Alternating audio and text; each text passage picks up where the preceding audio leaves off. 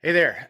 Wanted to do a quick emergency episode. I just learned a ton about a competitor to what we're doing with local newsletters and literally just got back from an event learning a bunch and wanted to share it. Maybe this isn't news to some of you, but it was to me, and I think a decent amount of you might be interested to learn this. So I figured I'd just come straight home and record and talk about it. So I was invited to a BNI group for somebody I met in related to the newsletter, said, hey, go take my spot, BNI group. If you don't know, BNI is networking, kind of like forced networking. It's interesting. It has its pros and cons, but I was excited to check it out, even though I knew I wasn't going to join. Just going once seemed like a good idea. So went there.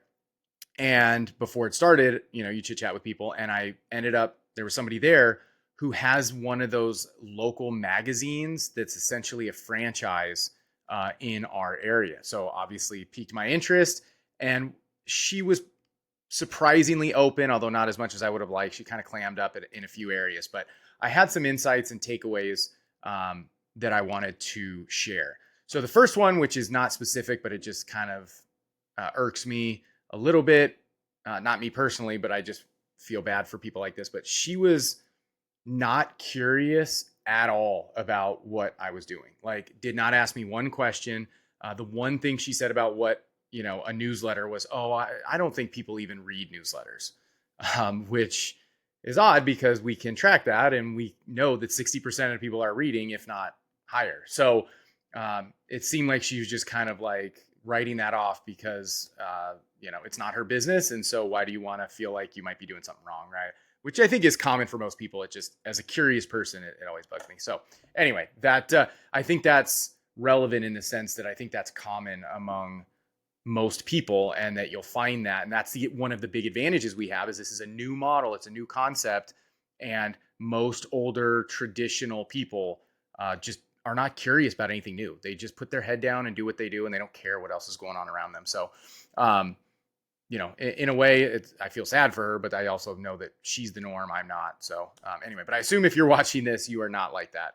Otherwise, you would not be watching this. Okay. So here's the interesting things that I learned.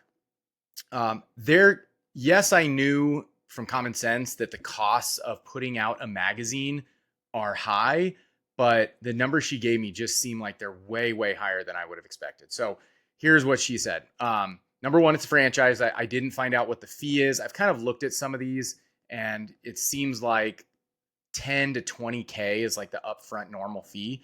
So I'm guessing that's what she paid, which again is pretty high for doing something where we can do something comparable and better in so many ways for zero. So she's already invested. Let's just assume 10 to 20K.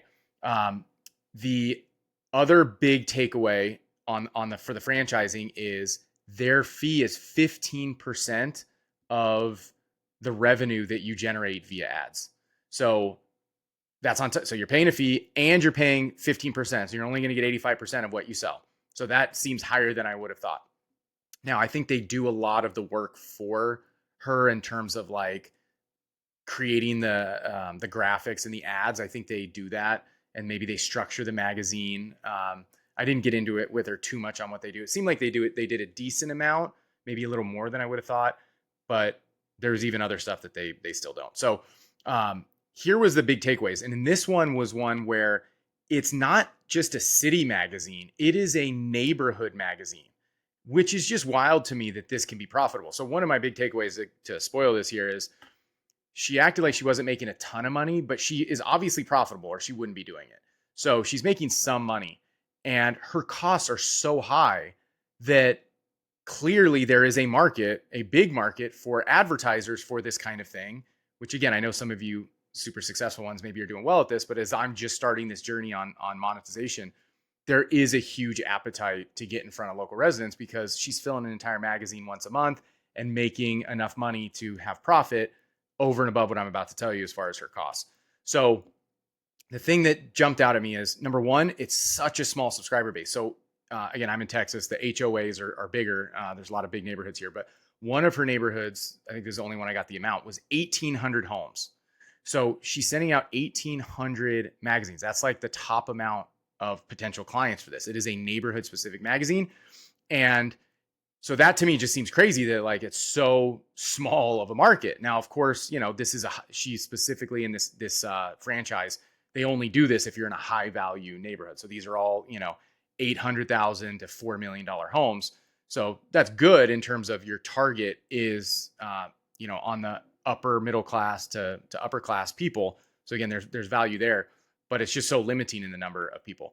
So I found that interesting. I thought it would have covered more ground. And then the final piece, the number that she did give me was her cost per magazine. So it's once a month, just the physical aspect, meaning printing it and then mailing it, is $7 per magazine. So that means on a monthly magazine, I'm not going to do the math here, but I think it's somewhere around $12,000 cost out the door, like regardless of how much money you're making, whatever. It's 12 grand just to get it out the door each month. And that just seems wild to me. 12 grand to only 1,800 homes. And then you're losing 15% of the sales, and you have a franchise. And then she just kind of casually mentioned, I couldn't get into it with her. We got the meeting started, but it was like, she was like, I have costs related to legal fees or, whatever things. And then she said, I have, I think she has a writer or somebody that does stuff like this for her. She listed off, like, I can't remember now, but 4 or 5 different costs that she has outside of what I've already said.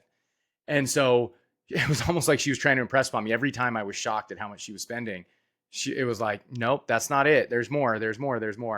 And so I think that I want to just get this out there as far as thinking through what the competition is in the space and why this model, if done right, has so much more potential, which is our costs are could be essentially zero.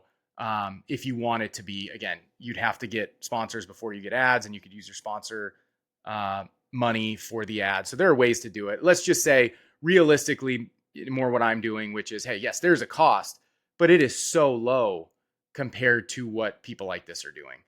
And so in that sense, feeling really good about the opportunity here is, hey, we're doing similar things to them. We're just doing it to a wider audience, significantly wider audience, with 90% less costs. And then number 2 is clearly there is being able to sell ads for this sort of thing, local media essentially, shouldn't be that crazy. I mean, this was a 60-year-old woman. Now, she did say she'd been doing it for 10 years. So she probably has a lot of relationships, but she did acknowledge the difficulty and that a lot of the small businesses that she talks to, they want to advertise, they don't have money, which is exactly what I've experienced. So again, not to say that it's easy, but clearly if her costs are 12 grand plus on the low end, let's call it 5 grand more, that means $17,000 a month is just her cost. She's got to be making at least 20. Otherwise, I feel like she would have thrown in the towel by now. So that means she's generating 20 grand a month in ad revenue. Again, a magazine, again, coming back to pros and cons, a magazine has way more ad spots. But so that's a pro for her. But again, if we started doing newsletters, 2, 3, maybe 4 times a week, I guess theoretically could do 5. Now we have way more ad slots if we're doing every day. Right. So interesting to think about it that way. And I don't know. I thought this was interesting. I knew the common sense angle of this was that they had significantly higher costs than us, but I just can't believe how much it is and how restricted their market is. Again, this was just one of these franchises. I don't want to say which one it is, just in case I don't want to cause any issues, but they focus on neighborhoods. Maybe there are franchises that do entire cities or something. I don't know, but just really interesting. So, and also I would say the final thing, what I already mentioned, is her lack of curiosity, which I assume is probably true for almost everybody in that industry, whether it's their franchise, whether it's people who are currently selling this in the franchise, people who are interested in that franchise. People just aren't curious about new models. And so anybody who's watching this, who's thinking about, digital marketing, email local newsletter, selling your own products, these are all such foreign ideas to 99% of people out there. And so if you're smart, run with it, go all in, put in true effort. There's so much potential because we can crush these people with our value prop. So anyway, Also, feel free to reach out if you want to chat. I'd love to chat with some people on and record it and put it on YouTube. People who are interested in doing a podcast or interested in doing a local newsletter, we can chat, put it up here. Already doing one and want to share some stuff, I can ask you questions, whatever. Feel free to reach out to me if you want to chat, and we can throw it up here for everybody to learn along with us. All right, see ya.